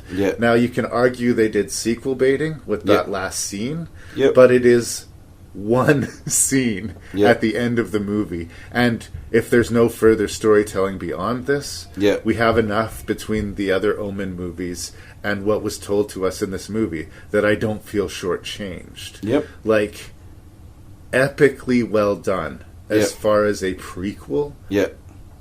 Wow. One thing that does frustrate me, though, because one of the most horrifying elements of the original Omen was that Damien was born son of a jackal, and this movie does a big old middle finger to that idea. But that's what I'm saying. They referenced it. We saw that creature. Right? But I don't know. It's the one thing that sort of rubbed me the wrong way about the movie. It's so well put together, like that. It's one of those minor quibbles. Once again, I think the fact that if every time it gets caught wanting to reference the Omen, it hurts so much. I thought that the suicide was a pretty direct reference, and I thought it worked. It's still effective. It's still very, very effective, and the fact that she comes back yet again. I think because of the original movie, we feel it coming, and that might take away some of the shock value. Yeah. But I bet you a lot of people watch this movie having not seen the Omen and would probably... I also love the blown fact away that they by gave it. little clues within the walls. There's like little paintings that sort of foreshadow of things to come. Yeah. That was a nice little angle. I mean, once again, that's been done with Hereditary and also other sort of giallo horror films back in the day. But this movie's also gorgeous to look at. It's beautiful. I love the fact that it takes its time so much. But it's always getting worse. Yeah. It's getting worse, and it's getting worse. And it does. And It comes in waves. Like, you feel uncomfortable. Really uncomfortable by the 3/4 mark. There's not a lot of room for you to breathe here. And very consciously. Yeah. No. This movie surprised me in ways that I just didn't think. And from an Omen movie, it's the only good Omen sequel. I'm pretty... I have a guilty pleasure response, I think, maybe to Omen 2, but a conversation for another day. There is a scene that people debate pushes the line of silly. I don't know that I would say it's fully on ridiculous. There's a car accident where a character that she likes ends up being pinned to a wall. Yep. And she's trying to comfort him, and she hugs him, and then she sort of like pulls away, and she has basically severed the top half of his body. Well, so she was able to comfort him in his dying breath, but the payoff is that she's carrying half of him away from the wreck. And there is something strange about the way she just sort of moves with his body, like, why did you do that? But the idea of it is really horrifying. But apparently some people find that to be a guffaw, over-the-top, ridiculous moment. I didn't find it so, but if that's the weak moment of this movie, we're in a pretty good place. And the people that are nice to her, they're not going to have good fates, and the people who are bad to her, like they have powerful things backing them. But they still gave us a surprise, happy-ish ending. Which, again, I was not expecting. I've said a lot of things about a lot of movies in this episode, but very rarely this week have I said I was not expecting that. We're gonna need all the help we can get. Let's get to work. Tall, dark, and horny at 12 o'clock. I've been waiting 40 years for this. They called themselves Ghostbusters. According to these hacks, they say... Buster makes me feel good. Makes me feel good.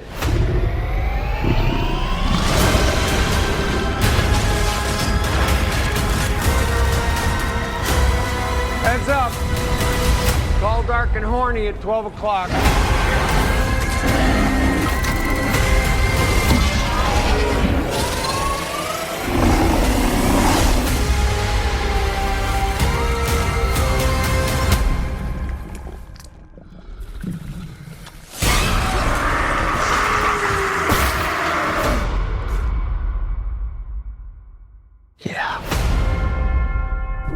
Okay, we're going to say it's Gil Kinane, the guy who did Monster House and the Poltergeist. Or Keenan. Keenan or Kinane. He's going to be directing Ghostbusters Frozen Empire, taking it from Ivan Reitman's son, who had done the previous encounter. Jason Reitman, thank you. I remember thinking when it was over, so there's like two ways. There were two ways to go with a Ghostbusters sequel, you know. You can take your own direction, or you can repeat the formula of the Ghostbusters fight against an ancient evil. And they decided to repeat the formula. Which is disappointing, but not altogether unsuccessful in this case.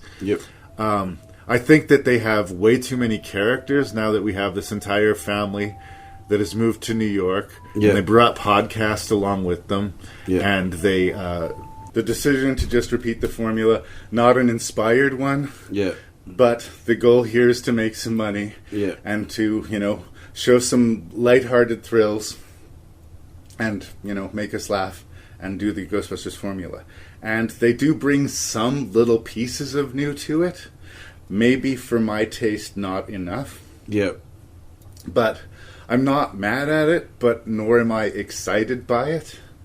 Like, if they made another Ghostbusters movie, okay. If they didn't make another Ghostbusters movie, okay. But this is far from the magical experience that Ghostbusters was to me and most kids who grew up in the 80s. Like, we just want and expect more. And there's things that I feel like they did the bare minimum on. And again, I talked shit about Bill Murray in the Afterlife. Mm-hmm. I will once again talk shit about Bill Murray in Ghostbusters. He Frozen feels Empire. so tacked on. He in this is movie. phoning it in so much. Like, the fact that he doesn't give a fuck is so on his face that as a Ghostbusters fan, I am hurt by it. Everybody else is trying. And the one person to not give a shit is Venkman. That sucks. And it hurts the movie. But not enough for me to entirely wash my hands of but it. it's the screenplay. Like, he was such poorly tacked on. Like, you've got Bill Murray. Use him. When he gave a shit, if he'd ever given a shit, he would have made up lines that made it funnier. That's what he did for the bulk of the first movie and the second movie. He improv'd a lot of it. In this movie, he's not improving. He's showing up to do the bare minimum. I swear to God, if Harold Ramis was still alive, he would not have done these movies. I think it was petty and it was a cash grab. And as a Ghostbusters fan, I find it offensive. Okay, fair enough. Personally. But I have to look past it because sometimes you just have to look past Bill Murray. But doesn't it suck to say that Bill Murray is the worst part of a movie? Because that's not typically the case. But I think you could make that argument here. I don't know if he's the worst part, but he definitely feels very, very tacked on. Like you don't need him. No. You don't need him. And this movie kind of proves that we kind of don't need the old Ghostbusters anymore. It makes sense for them to retire and pass the torch on to the other guys. Yeah. And they show up in the third act to help with the climax because... ... question mark. The fact that this movie, and once again, it's the whole legacy sequel-itis. The fact that it goes back so much to the original Ghostbusters movie, and Afterlife had the same problem as well, but it was at least to a much lesser degree. I think. It was stomachable. It was it was tolerable. Yeah, where this is just homage after homage. Hey, remember Ghostbusters and how good that was? Let's remind you once again. I hate the fact that they go back to the library. Right. I hate it, and we see the ghost again. Like it's just not worth it. Lazy, and they have Slimer and literally do nothing with him. The Slimer thing, I think, was even lazier than the library. The New York Public Library is a really famous place, and at least they did something with the lion statues in the front again too. Like it's nice to see Patton Oswalt. They did something more than just take us back to the librarian ghost, but that was a very overt and unnecessary callback. But they did invent some new ghosts. There's that weird spirit that could possess different items that becomes a problem later on. Yeah. And they set up this big bad, this frozen ghost that's going to start a new ice age if he's not stopped. And it's the classic case of they set it up at the beginning to be really scary, and at the end he's just kind of not too such of a much. What's frustrating, though, is that what makes a good Ghostbuster movie? There's a certain amount of comedic charm that... Heart. Yeah. And this movie kind of has it. The family has it. Yeah. Like Paul Rudd and the other actor, like the mother. Yeah. I can't remember her name either, but she's really good in both of the movies. Yeah. I believe their relationship, and I believe him wanting to connect I like with the kids. Venkman daughter, even though we know that the relationship she has with that other ghost we just know from the start that it can't be good. Well, I don't necessarily know that it can't be good, but we know that it's going to have something to do with the plot further on. There's no reason that we're spending this much time with her having this ghost girlfriend if it's not going to have something to do with the plot later on. Yeah. And again, I get to save my soul in exchange for everybody else in the world dying. Makes that character unlikable. I know but it's such a teenager thing to do. I know it sucks what happened to you, and I know that it sucks that you're stuck being a ghost, but letting literally everyone else in the world die makes her almost more of a villain than the evil entity. And the movie completely lets her off the hook for it. I think it would have been interesting if they, sort of like Beetlejuice, just let her be a villain. Let her be bad. Let her be manipulative and hurtful and awful. And that would have been such a stronger character. But the heart is alive in the family, but not with the original cast. I feel like Aykroyd is trying, for sure. They give him the most to do. That's right. But I don't feel that love. And say what you will about Afterlife, and I'm actually a defender about Afterlife. Yeah. The heart was absolutely present there. Yep. It felt like Bill Murray's disingenuous notwithstanding, like a tribute to not just Harold Ramis, but to everything we loved about Ghostbusters. Whereas this feels like another Ghostbusters sequel. Always nice to see Ernie Hudson and Annie Potts too. Yeah, and they did more with Annie Potts. It wasn't just a walk-on role for her, but did we need it? I love Annie Potts. That was one of the last things I said about the Afterlife review. I love me Annie Potts. Thanks for including her. Yeah. But with this many things going on, did we need her? And I agree with you about Slimer. Slimer's in the attic of the firehouse for some reason, and there's this like side quest with Finn Wolfhard trying to catch Slimer, and it's such an overt, sloppy callback. And why does he know about Slimer? There's just a lot of stuff that seems like not explained. And he's the one that ends up eating our villain. Is that he contributes in the end? But but again, there is some invention to it. The ghost prisons they have. Ernie Hudson's been spending his time learning how to be a better Ghostbuster and involving more tech. And I think that showed the potential and the direction that the series should be going in. Yeah. And you don't have to kill off the original Ghostbusters, but let them retire. Yep. Let go of that strain. I think it went from helping them in the first sort of Legacy sequel to hurting them in this one. Yep. And what was it? The character, the Fire Master, is that what it was called? The Fire Master? Yeah. Oh, yes. The stand-up comedian.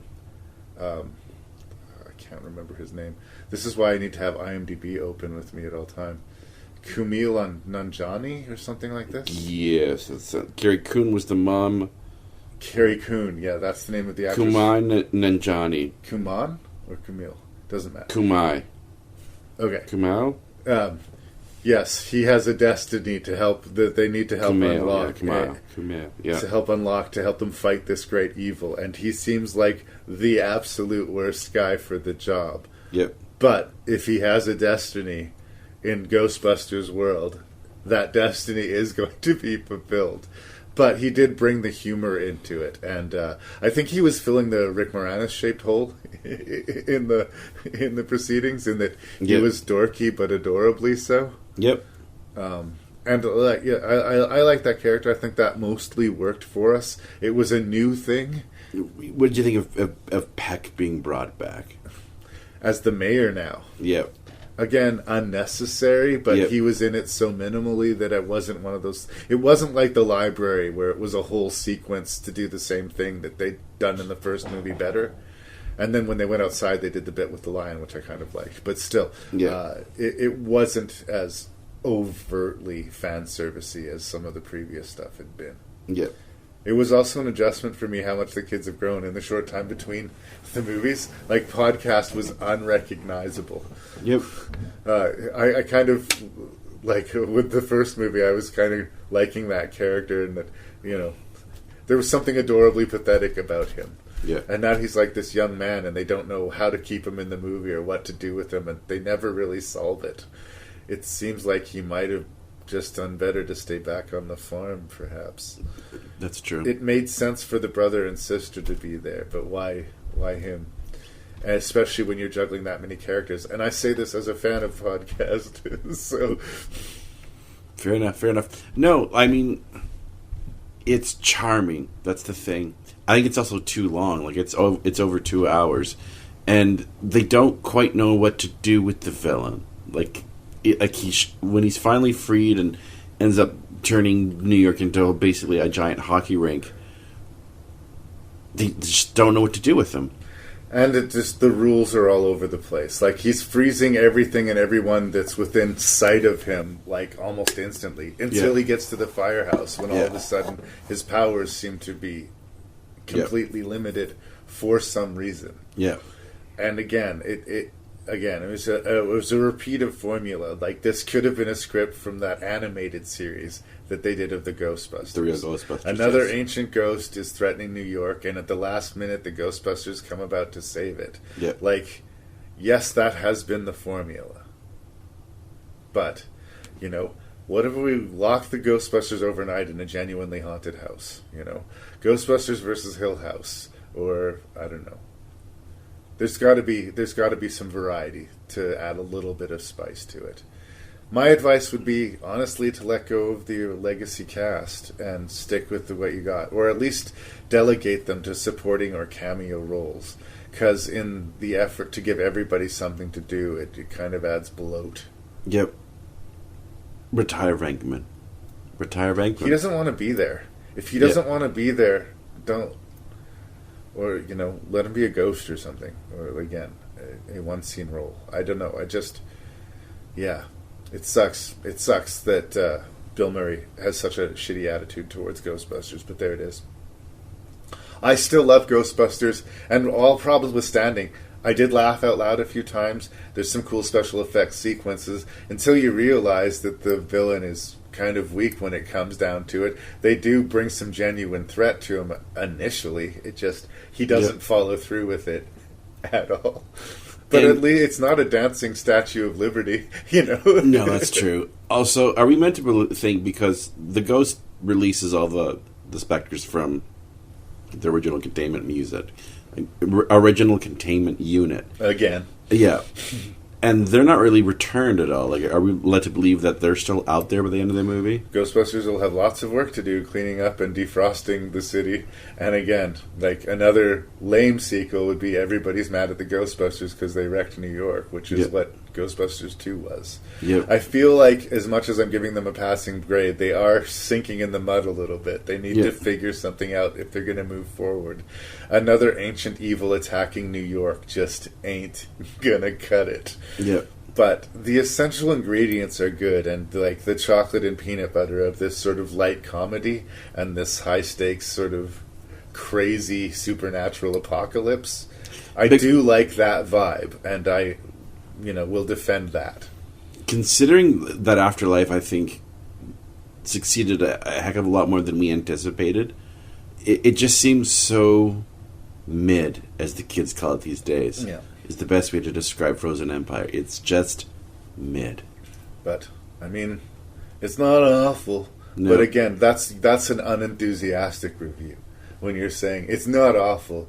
It's okay. It's got its issues. I laughed, but whatever. It's all right. It's all right. It's all right.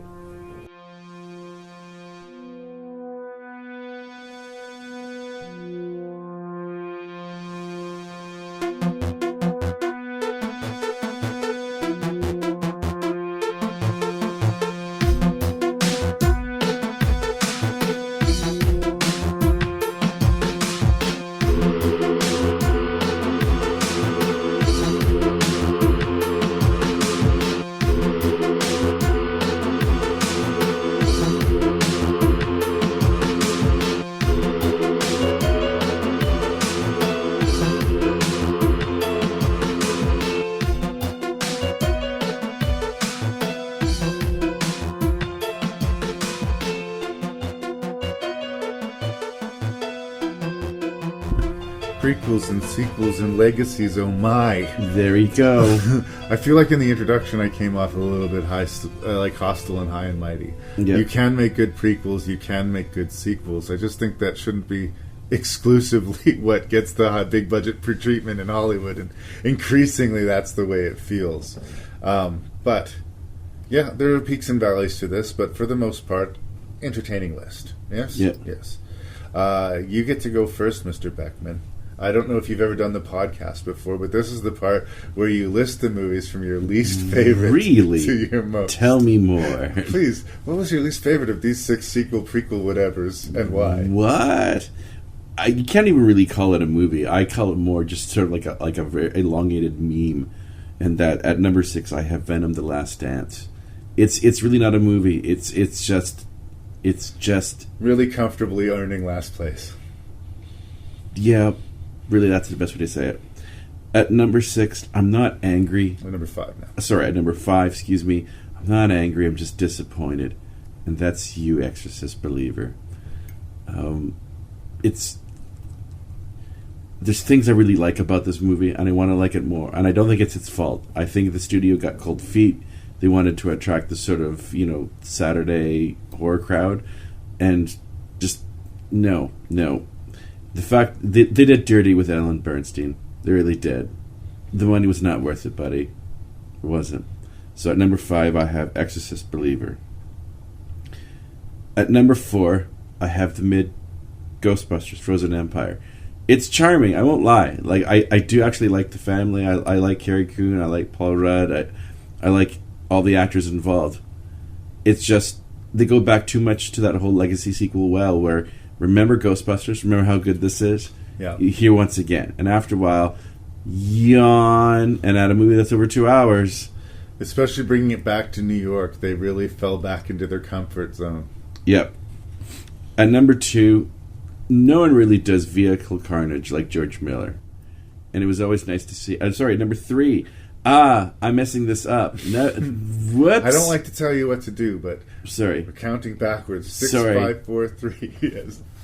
I math good. Math At number 3, I have Alien Romulus. Oh, okay. Sorry. It's a good Alien movie, but not a great one. And it just it does sort of sputter out and fall to pieces by that third act. You didn't need to reference Alien Resurrection. I'm sorry. You just didn't. So at number 3, I have Fede Alvarez's Alien Romulus. It's good. He made Don't Breathe in Space, really. I mean, but that's not a bad thing, is it? All right, at number 2, like I said, no one does vehicle slaughter well like George Miller. That man is, in his 70s, and still making, really high-octane, energetic action films. And let's all pour one out for Mad Max Wasteland, which will likely not get made because of this movie's failure. That is true. That is true. To the one that got away. Yeah. So at number 2, I have George Miller's Furiosa. At number 1, and this is the one that surprised me the most, I think that I just wasn't expecting it. And it's such a well-made, slowly paced, hypnotic, beautiful to look at, beautifully framed, beautifully shot, really disturbing horror movie, and that's the first Omen. I can't recommend how really good, and it's a good possession horror movie. We were getting so kind of frustrated with Exorcist and saying you're not scary. Yeah.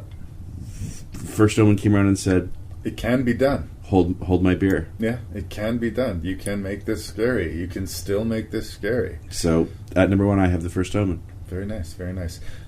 We're incredibly close, as is typically the case here. I've fallen into another one of these best and favorite things. Yeah.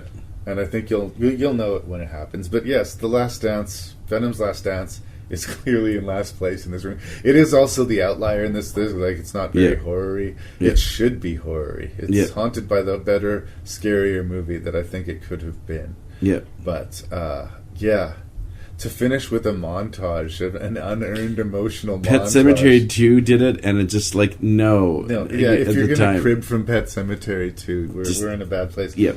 Staying in agreement, and it's unkind, because the craft in it is there, but Exorcist Believer. Yep.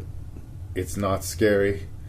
It defiles the first movie by disrespecting its characters. I'm not angry, I'm just disappointed. Don't do that. Yep. Don't do that. Because we're coming here because we liked that first Exorcist movie. So don't take away from that experience. Maybe even try to add to it if you can. But they just, as a group, decided uniformly to go the other way. Yep. Ghostbusters Frozen Empire, right in the middle. Right where it belongs. Yep. It's not good enough to be excited about, but it's not bad enough to be mad at. It just kind of is the next risk-free entry of Ghostbusters. Yep. So there it was.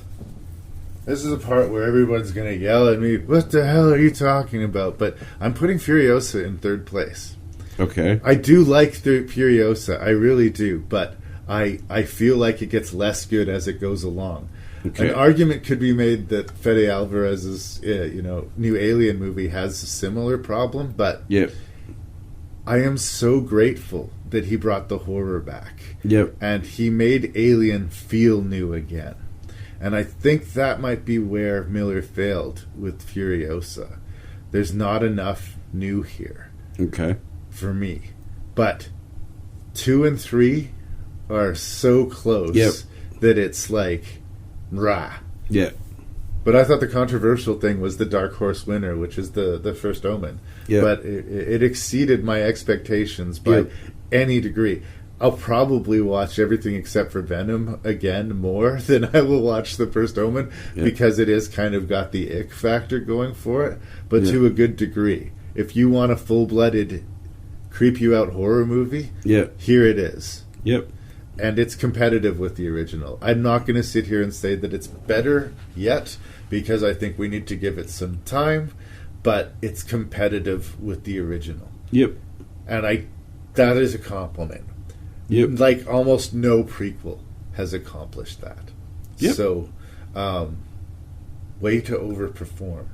And again, Alien and Furiosa are so close that, like, if I did ties, they would be tied. Because my issues with them are the same in a lot of ways. Like, they start in a new place and they kind of go to a familiar one. But I enjoyed the ride in either case. Cool. I'm sorry. You can't win them all. You were hoping for a triple down? Yes. Single tear falls. Lee, don't pee on the carpet. Lee, do not pee on the carpet. You know what? I am so angry. God damn it. I don't know why I'm complaining. It's not my carpet. And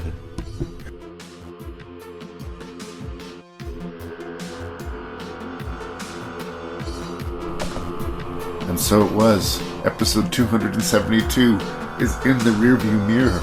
How did we do? What do you think? How did we manage with these sequels? How would you rank them? Let me know on the YouTube page or write me directly at ranknreview@gmail.com. That's ranknreview@gmail.com. Sure hope you guys are doing well. If you need something to put in your ears between the gaps between episodes, I do invite you to check out Jason DeBray's shelf-shedding movie show. And we're going to do the best to keep Lee from peeing on the floor. That's it, that's all. Thank you for listening to Rank Review. This is the voice of your host and random Canadian Larry Parsons. Thank you so much for listening to the show. Check out the website at ranknreview.ca. And I appreciate all of your ears.